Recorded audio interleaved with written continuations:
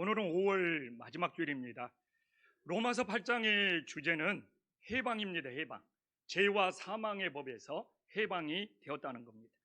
우리나라는 해방에 친근감이 있습니다. 일제의 식민지에서 우리나라가 해방된 경험이 있기 때문에 그렇습니다. 그런데 안타까운 사실은 우리나라가 일제에서 해방될 때 우리나라 힘으로 해방이 된 것이 아니라 외세의 힘으로 해방이 되었기 때문에 해방 후에 친탁, 반탁, 국론이 나누어져서 얼마나 다퉜습니까? 그리고 결국 남과 북이 분단되고 정말 6.25의 동족상잔의 비극이 있었습니다.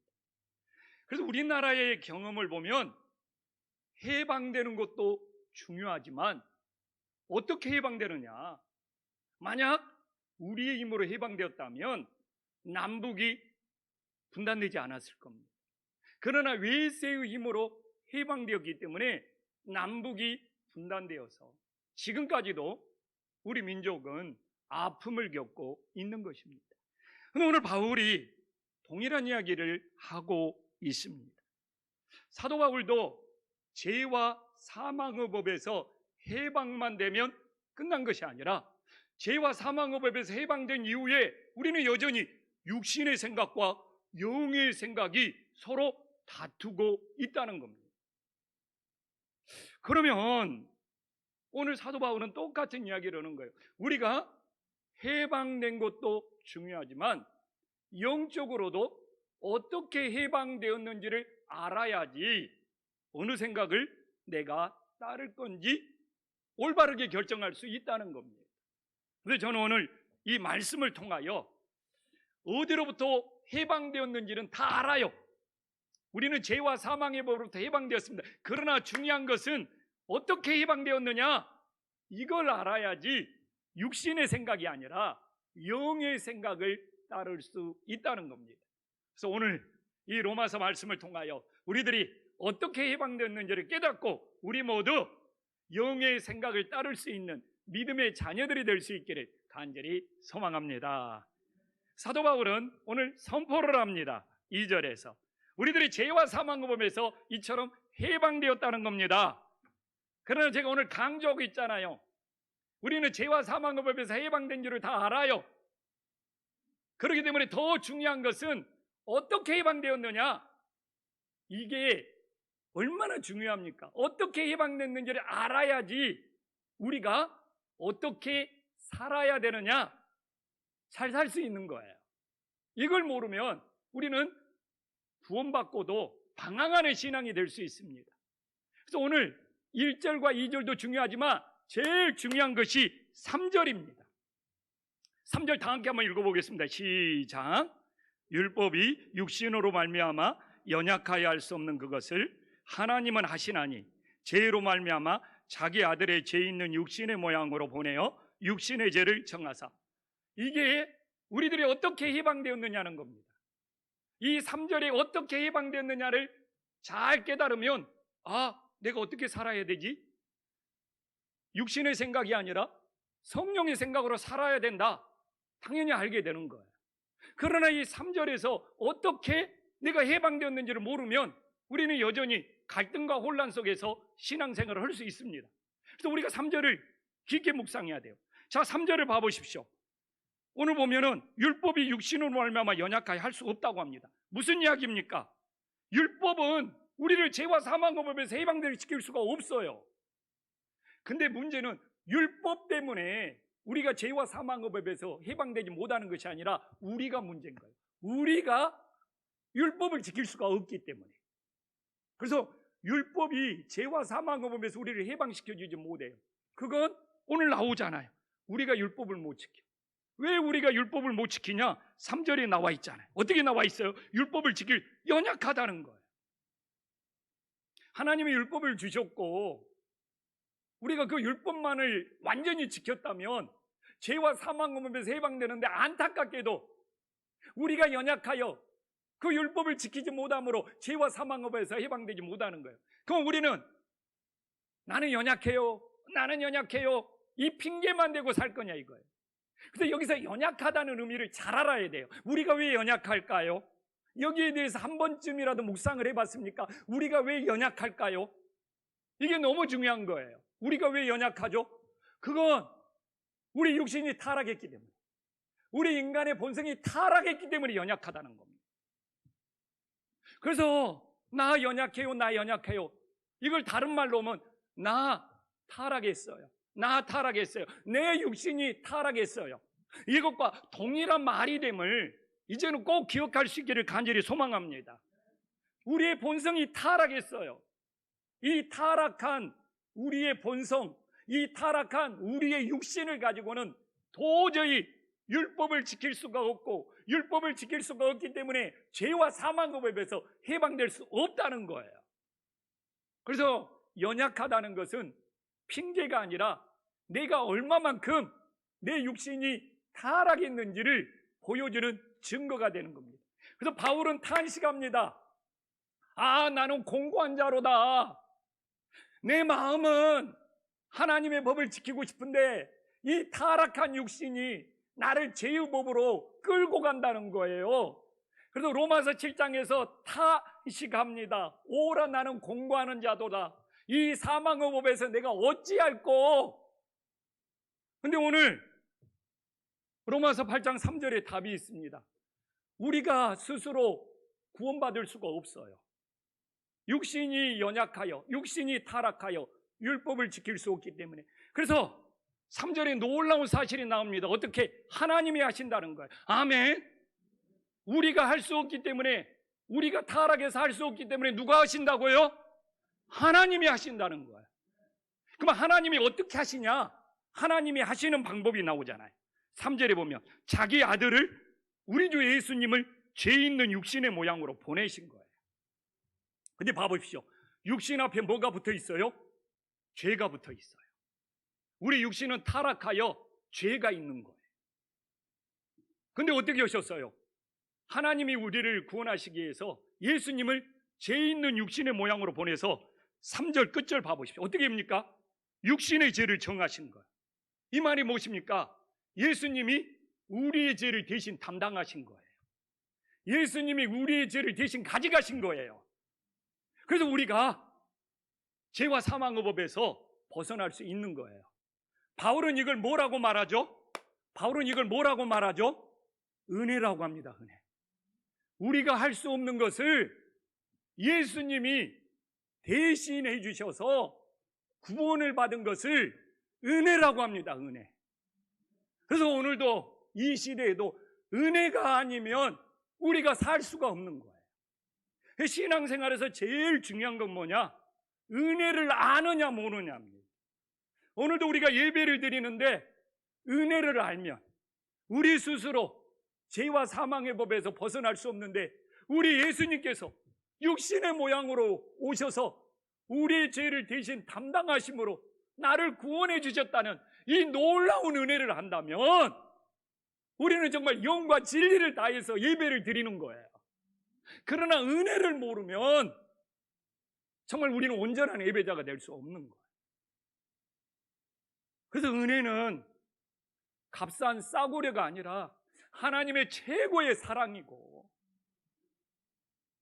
최고의 정말 구원이 된다는 것을 깨닫고, 오늘도 정말 우리는 은혜 아니면 내 스스로 구원받을 수 없는 우리들이 오직 주님의 은혜로 구원받아 하루하루 살아가고 있음을 감사할 수 있는 믿음의 자녀들이 될 수 있기를 간절히 소망합니다. 그런데 바울에게는 고민이 있어요.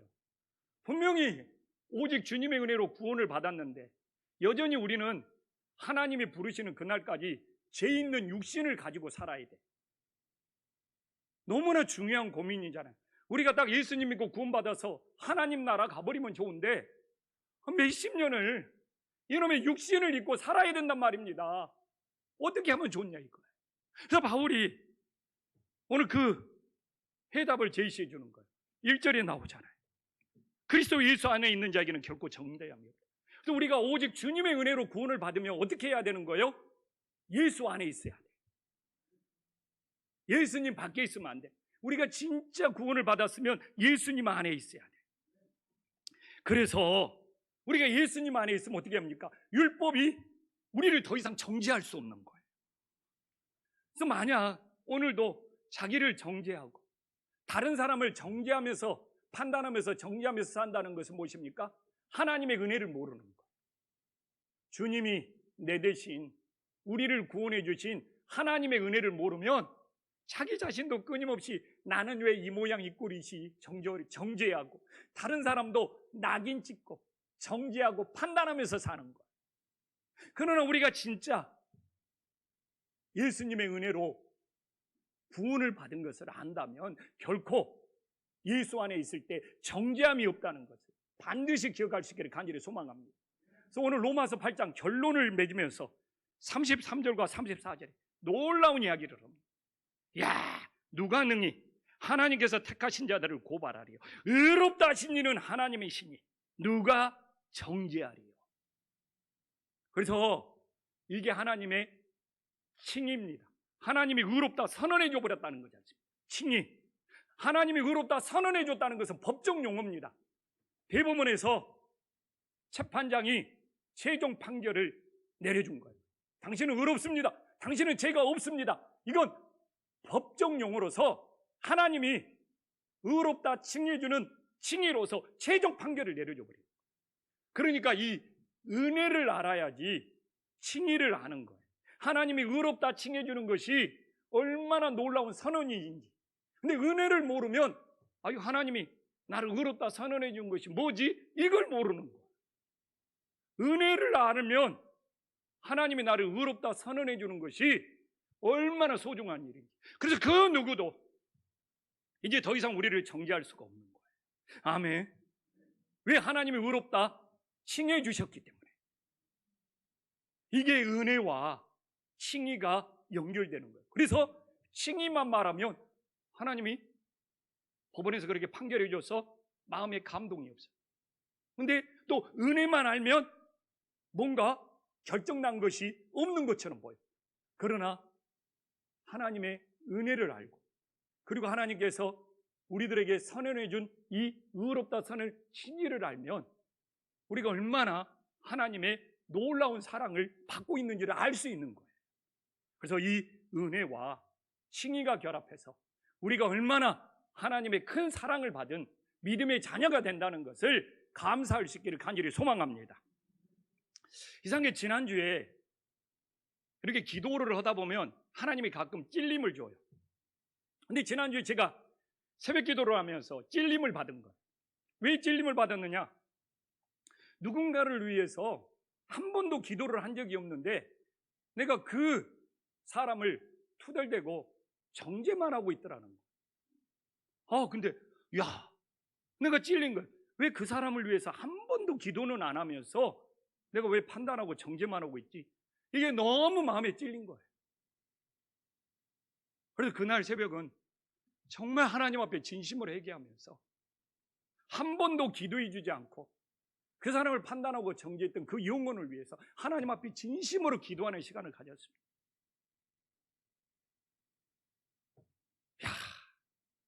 저는 오늘 우리 성도님들 정말 예수 안에 있으면 정죄함이 없다는 것을 믿습니까? 근데 왜 우리는 끊임없이 함께 신앙생활하는 신앙의 교우들까지도 정죄하고 판단하고 낙인 찍고 그렇게 사냐 이거예요. 이게 하나님의 은혜를 알고 하나님의 칭의를 알고 있는 진짜 신앙생활이냐 이거예요.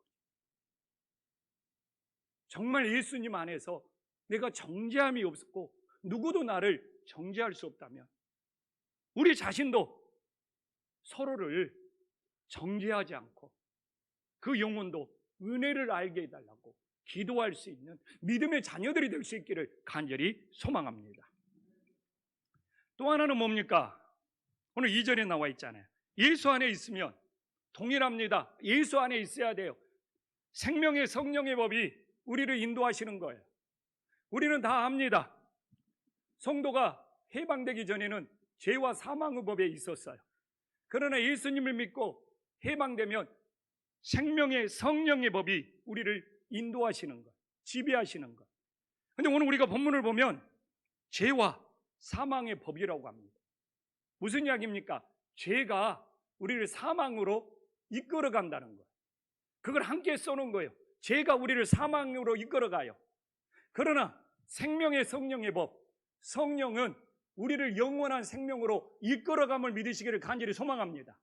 그걸 붙여놓은 거예요. 죄와 사망의 법. 죄는 우리를 사망으로 가는구나. 그러나 생명의 성령의 법, 성령은 우리를 영원한 생명으로 인도하구나. 우리는 어느 길로 가야 되냐 이거예요. 그런데 우리의 인생이 그러는 거예요. 죄와 사망의 법을 따르면 우리 마음이 불편합니다. 그러나 생명의 성령의 법을 따르면 오늘 성경에도 나와 있잖아요. 우리 마음에 하나님이 평안을 주셔요. 그래서 우리는 이걸 통해서 늘 어느 법을 따르고 있는지를 알 수가 있어요. 지난주에 이게 목회자로 살다 보면 뭔가를 결정을 해야 돼요. 이 교회에서 사역을 하다 보면 뭔가를 결정을 해야 되고, 또 우리 교회가 다른 곳하고 관계를 맺다 보면 결정을 해야 돼. 그래서 하나님 앞에 내가 뭔가를 결정 내릴 때 하나님 어떻게 결정을 내려야 됩니까? 하면서 19년, 20년 동안 목회하면서 내가 결정을 내리는 하나님의 방법을 찾은 것이 있어요. 첫 번째는 뭐냐? 내가 원칙을 지키는가? 뭔가를 결정을 내릴 때 원칙을 지키는가? 그 다음에는 그 원칙을 지키면서 나는 투명한가? 내 양심이 부끄러움 없이 투명한가?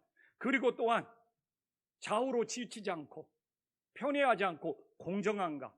그리고 제일 마지막으로 이 시대를 볼 수 있는 통찰력이 있는가? 이게 리더들이 뭔가를 결정 내려야 될 때 제일 중요한 덕목이라고 그러더라고요. 근데 제가 깜짝 놀란 것이 지난주 수요일 날 우리 한 분 집사님이 기도하면서, 저를 위해서 기도하면서 통찰력을 위해서 기도해 주시더라고요. 어떻게 알았지? 네가 목회하면서 통찰력이 필요한 것을.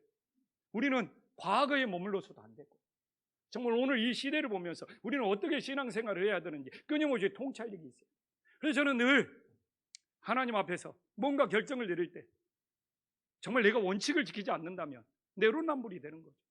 내가 투명하지 않는다면 비리가 있고 숨기는 거죠. 내가 공정하지 않는다면 정말 편애하고 있는 것이죠. 통찰력이 없다면 이 시대에 뒤처지게 되는 것이죠. 그렇게 해서 결정을 내렸습니다. 내가 원칙과 투명함과 공정함과 통찰력을 가지고. 근데 그날 하나님이 정말 내 안에 주시는 이 평안함은 이루 헤아릴 수가 없었어요. 우리들이 신앙생활을 하면서 정말 어느 법을 따르느냐는 너무너무 중요한 겁니다. 그 이야기 들었잖아요. 로마에 가면 어떻게 하라고요? 로마의 법. 이게 신앙생활에 그렇게 바로 적용이 됩니다. 예수님을 믿으면 어떻게 해야 돼요? 하나님의 법을 따라야 돼요. 생명의 성령의 법을 따라야 돼요. 근데 교회를 다닌다고 하면서, 예수님을 믿는다고 하면서 하나님의 법을, 생명의 법, 성령의 법을 따르지 않으니까 신앙생활에 더 혼란이 생기는 거예요. 그래서 가끔 저에게 그런 이야기를 합니다. 교회를 다니니까 내 마음이 더 복잡하네요. 교회를 다니니까 내 마음이 더 혼란하네요. 당연하죠. 물어보면 알아요. 로마에 가면 어떻게 해야 됩니까? 로마의 법을 따라야 됩니다. 그것이 교회 다니면서도 그대로 적용이 돼야죠. 예수님을 믿으면 하나님의 법을, 생명의 성령의 법을 따라야지 혼란을 느끼지 않고 마음에 평안이 있는데, 로마에 가면 로마의 법을 따라야 된다는 걸 너무 잘하면서 왜 예수님을 믿으면 하나님의 법을, 말씀의 법을 따르지 않으면서 그 혼란 속에서, 그 갈등 속에서 신앙생활을 하는 거예요. 그래서 저는 오늘 정말 예수님 믿는 사람들이 로마에 가면 로마의 법을 따라야 되지. 정말 신앙생활이라는 거죠. 예수님을 믿는 거라는 것은 우리들이 생명의 성령의 법을 따를 때 정말 하나님이 주시는 놀라운 평안함이 있다는 것을 다시 한번 가슴에 새길 수 있기를 진심으로 소망합니다. 그래서 바울은 이제 성령의 생각과 육신의 생각이 어떤 차이가 있는지 대조하면서 보여주고 있어요. 성령의 생각은, 육신의 생각은 이걸 딱 대조해가지고 어떤 차이가 나타나는지를 구체적으로 제시를 해요. 그래서 우리의 생각이 열매를 결정한다. 우리가 어떤 생각을 하냐에 따라서 그것대로 열매가 맺힌다는 거예요. 그래서 바울 한번 봐볼까요? 오늘 5절에 보면 육신을 따르는 자는 뭐라고 합니까? 육신의 일을. 영을 따르는 자는 영의 일을 생각한다. 이야기는 생각한 대로 따르고 행동한다는 것이죠. 그래서 성령으로 생각을 하면, 여기서 영은 성령이라는 말과 똑같습니다. 성령으로 생각하면 그 생각이 성령의 생각이기 때문에 성령의 일을 따르는 거예요. 그러나 육신의 일을 생각하면 그 생각이 육신에 관련되기 때문에 육신의 일을 따른다는 거예요. 그래서 우리의 생각은 먼저 따르는 행동에 영향을 미친다는 거예요. 그리고 따르는 행동 위에 오늘 6절에는 어떻게 나옵니까? 6절에는 육신의 생각은 사망이요 영의 생각은 생명과 평안이요. 이건 이제 열매가 나타나요. 그래서 5절과 6절을 연결해서 보면 좋아요. 우리는 생각이 따르는 행동으로 나타나고 따르는 행동의 결과가 뭐가 되는 거예요? 열매가 되는 거예요. 열매. 바울은 참 놀라워요. 생각과 따르는 행동과 열매를 하나로 연결시키는 거예요. 그래서 육신의 생각을 하면 육신의 일을 따르고 육신의 일을 따르면 사망의 열매가 나타나는 거예요. 성령의 생각을 하면 영의 일을 따르고 생명과 평안의 열매가 나타나는 거예요. 그래서 이렇게 생각이 중요하다는 거예요. 생각은 따르는 행동에 영향을 미치고 그 따르는 행동에 따라 열매는 맺어질 수밖에 없다는 놀라운 신비를 우리들에게 전해주고 있는 거예요. 또 하나를 봐봅시다. 사도 바울의 또 하나를 봐봅시다. 제가 분명히 생각은 열매를 맺힌다고 그랬죠. 또 하나, 생각은 사람과 관련되면 관계, 어떤 관계를 맺느냐를 결정합니다. 이 생각이 일로 가면 그 일이 어떤 열매가 나타나냐고 연결이 되지만 이 생각이 사람과 연결이 되면 그 사람과 어떤 관계를 맺느냐가 나타나는 거예요. 한 목사와 나의 관계는 내가 한 목사를 어떻게 생각하느냐에 따라서 한 목사와 어떤 관계를 맺느냐가 진짜 결정이 되는 거예요. 내가 한 목사를 어떻게 생각하겠습니까? 거기에 따라 내가 한 목사와 얼마만큼 관계를 맺어야 되는지를 잘 나타내주고 있는 것이죠. 성도님들도 똑같습니다. 성도들 보면 조영식 목사를 어떻게 생각하느냐에 따라서 조영식 목사와 어떤 관계냐가 나타날 수밖에 없는 거예요. 오늘 7절 봐보십시오. 육신의 생각은 하나님과 어떤 관계를 맺었습니까? 하나님과 원수된 관계를 맺었다. 이게 이제 사람하고의 관계. 근데 하나님과 원수된 관계를 맺은 이유는 무엇이죠? 중간에 나오잖아요. 하나님의 법에 굴복하지 않는 거예요. 근데 육신의 생각은 주님의 말씀에 굴복하지 않기 때문에 8절로 넘어가면 어떻게 나오는 거예요? 하나님을 기쁘시게 할 수가 없어요. 하나님을 기쁘시게 할 수가 없어요. 8절로 넘어가면. 그러니까 생각은 어떤 관계를 맺느냐? 육신의 생각은 하나님과 원수된 관계를 맺는 거예요. 왜? 하나님의 법에 굴복하지 않는 그 생각이 담겨져 있기 때문에. 그러니까 하나님을 기쁘시게 할 수 없죠. 그러나 성령의 생각은 어떻게 됩니까? 성령의 생각. 성령의 생각. 하나님을 기쁘시게 할 수 있는 거예요. 왜? 26절에 친절하게 나와 있잖아요. 다 함께 한번 읽어볼까요? 시작. 마음을 살피시는 이가 성령의 생각을 아시라니 이는 성령이 하나님의 뜻대로 성도를 위하여 간구하심이라. 아멘. 이 성령의 생각이 하나님의 뜻대로 간구하기 때문에 주님을 기쁘시게 할 수 있는 거예요. 사실 저 같은 목사가요, 설교를 하면서 왜 온전히 성경 말씀만, 하나님 말씀만 온전히 전하지 못하느냐? 그 이유도 하나님의 법에 오늘 나와 있잖아요. 굴복했느냐 안 했느냐와 관련이 있는 거예요. 내가 하나님의 법에 진짜 굴복을 했으면 오직 성경 말씀만 전합니다. 근데 하나님의 법에 굴복하지 않았기 때문에 어떻게 되는 거예요? 내 것이 남아있어요. 자기 거가 남아있어. 야. 그래서 제가 항상 오늘 설교도 제가 모니터링 오겠죠. 지난주 설교를 모니터링 오면서 야, 아직도 거기에 내 것이 좀 남아있는 거예요. 저만 느낄 수 있는 것이. 내가 완전히 굴복해야 돼요. 저는 모든 목회자에게 적용이 된다고 생각합니다. 우리 부목사님들에게도 적용이 된다고 생각합니다. 하나님의 말씀만 전하지 못한 것은 아직도 자기가 굴복되지 못했기 때문에 자기 거가 조금 남아있기 때문에. 근데 이게 하나님께 헌신하는 사람들에게 다 적용돼요. 대표 기도하는 분들, 대표 기도하시는 분들, 진짜 하나님께만 기도하는지 아니면 거기에 아직 자기가 남아있는지, 찬양 부르는 분들 진짜 예배를 위해서 하나님께 찬양하는지 아니면 자기 목소리나 자기 것을 신경 쓰는지. 봉사하는 사람들 다 똑같습니다. 가장 대표적인 분이 저 같은 목회자겠죠. 자기 거가 남아있는지, 이게 하나님께 온전히 굴복했는지. 그래서 우리가 육신의 생각이 아니라 성령의 생각을 따르기 위해서는 하나님의 법에 완전히 굴복해야 돼요. 근데 저는 이것도 놀랐어요. 제가 금요일이면 설교가 대충 다 마무리가 되거든요.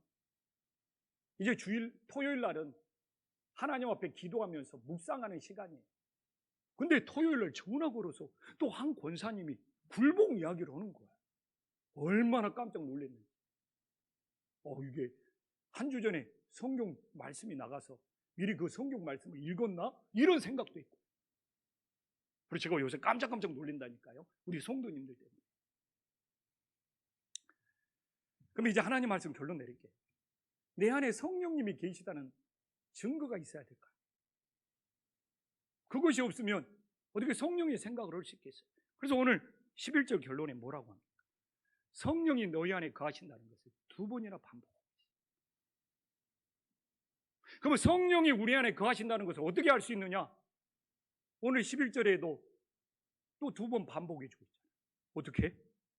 예수를 죽은 자 가운데에서 살리신 이의 영이라고도 나옵니다.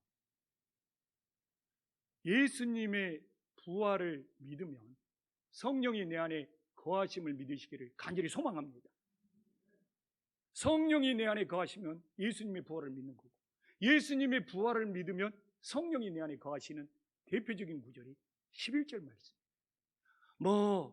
방언이네, 주의를 지키네, 교회를 다니네, 이게 내 안에 성령이 거하는 증거가 아니라 오직 예수님의 부활. 오늘 다시 한번 봐보십시오. 응? 예수님을 부활시킨 분이 누구예요? 성령이라고 그러잖아요. 예수를 죽은 자 가운데서 살리신 이에요. 그 성령이 우리 안에 거하신다는 것은 예수님의 부활을 믿어야지만이 가능하고, 예수님의 부활을 믿지 아니하면 내 안에 성령이 거할 수가 없다는 것을 너무나 분명히 보여줘요. 그래서 다른 것에 현혹되지 마십시오. 진짜 성령이 내 안에 거하는 말씀이 이렇게 말하고 있잖아요. 예수님의 부활을 믿을 때 성령이 내 안에 거하죠. 성령이 내 안에 거한다는 거, 내가 완전히 예수님의 부활을 믿는 것이 됨을 깨달으시기를 간절히 소망합니다. 근데 오늘 제일 중요한 것이 뭔지 압니까? 오늘 제일 중요한 것이, 다시 한번 13절 봐볼까요? 11절 봐볼까요? 11절. 너희 안에 거하신다가 성령이 우리 안에 살고 있다는 거예요. 살고 있다는 거예요. 좀 저도 우리나라 성경책이 성령이 우리와 함께 산다는 것으로 표현을 해줬으면 제가 일찍 고민을 해결을 했을 텐데, 저는요 솔직히 정말 20대에 성령을 체험하고 너무너무 가슴이 뜨거웠어요. 가슴이 뜨거워서 막 견딜 수가 없었어요. 어느 정도로 막 정말 제정신이 아닌 만큼 예수님의 은혜를 알고 성령 충만받고 가슴이 뜨거웠어요. 저는 군대 갔다 와서 신학교를 갔거든요. 그래서 청년 시절에 좀 청년부 활동을 할 수가 있었어요. 그래서 우리 시골교회 청년들이 20명이 좀 넘었어요. 제가 이야기했잖아요. 그 청년들 중에, 그때 함께 기도했던 청년들 중에 5명이 목회자가 됐다. 하나님의 놀라운 역사죠. 그 산골 동네 시골 교회. 근데 우리 청년들이 기도 모임하고 하나님 말씀 있고 또 기도 모임 하는데, 기도 모임 하다가 한 여자 청년이 너무 머리가 아프다는 거예요. 너무 머리가 아프다는 거예요. 깨질 듯이. 처음에 시작할 때는 멀쩡했는데 찬송 부르고 기도하면서 머리가 아파서 견딜 수가 없다는 거예요. 그렇죠. 우리 뭐 선배들도 많은데 그럼 성경 말씀대로 한번 해봅시다 하면서 그 자매를 일어나가지고 예수 이름을 명하노니 더러운 귀신아 떠날지어다 그러니까 그 자매가 비명을 지르면서 턱 쓰러져 버려요. 그리고 한 20-30초 지나서 깨어나더만 머리가 멀쩡하더라. 뭐 그런 역사가 일어나는 거예요. 그리고 저는 청년 때부터 그냥 예수님 믿는 모임이 너무 좋아서 권사님들, 장로님들이 구역예배 다니는 것을 쫓아다녔어요. 수요일 날은 수요예배 가고, 목요일 날은 목장예배 가고, 금요일 날은 금요 기도회를 다니고. 주로 목장예배를 목요일 날 저녁에 구역예배. 근데 그날 장로님 집에 가서 예배를 드리는데 여름인데 장로님 딸이 막 몸살 감기로 막 펄펄 끓이면서 이불을 덮고 쓰여 있는 거예요.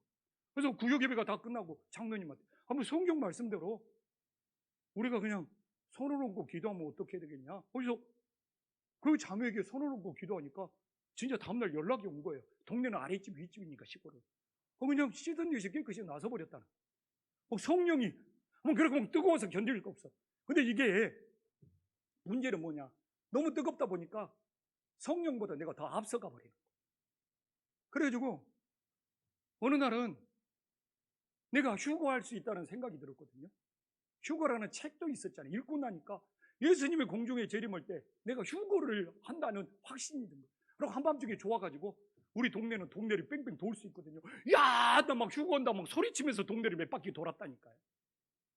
그리고는 막 가슴이 뜨거우니까 밤마다 교회 가서 기도해요. 근데 어느 날은 장마철에 교회 기도로 갔는데 그날은 비가 갈 때는 안 왔는데 끝나니까 막 장대비가 쏟아져.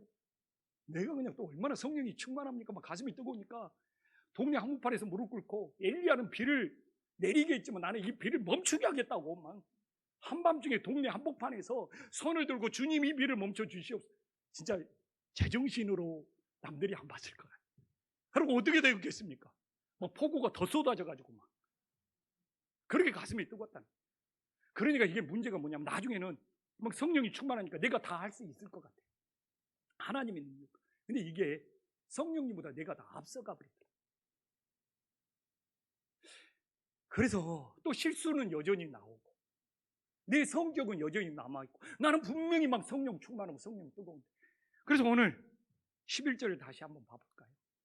성령님과 함께 사는 것이 더 힘들더라고요. 내가 성령 충만으로 가슴이 뜨거운 것보다 성령과 함께 사는 것이 더 중요하고 더 어렵다는 것을 알죠. 연애도 똑같잖아요. 연애 때 뜨거운 것보다 부부가 함께 사는 것이 중요하듯이 성령님이 똑같아요. 성령님과 함께 사는 것이 힘들어요. 여전히 실수가 나오고 여전히 급한 성격이 나오고 여전히 다듬어지지 않는 그 20대의 내 기질이 있고 미치겠더라는 거예요. 이렇게 성령이 충만해서 막 능력도 나타나는데 왜 성령과 함께 살아가는 것이 나중에 보니까 내 가슴이 뜨거운 것보다 더 중요한 것이 성령과 한평생 살아가는 것. 그때는 몰랐죠.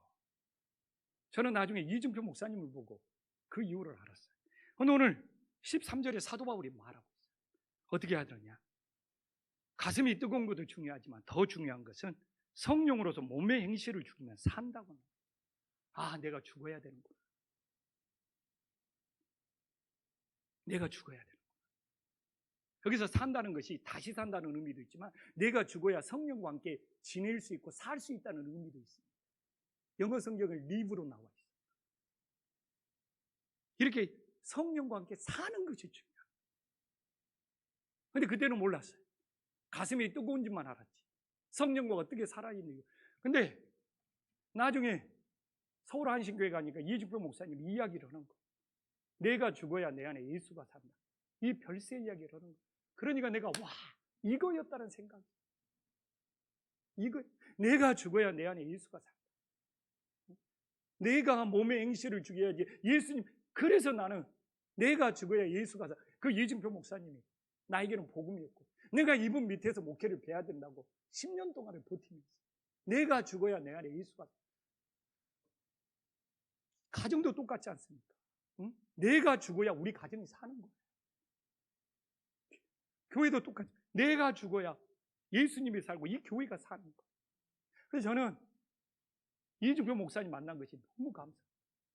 내가 만약에 내가 죽어야 예수가 산다는 걸 몰랐으면 나 개척교회에 실패했을지 몰라요.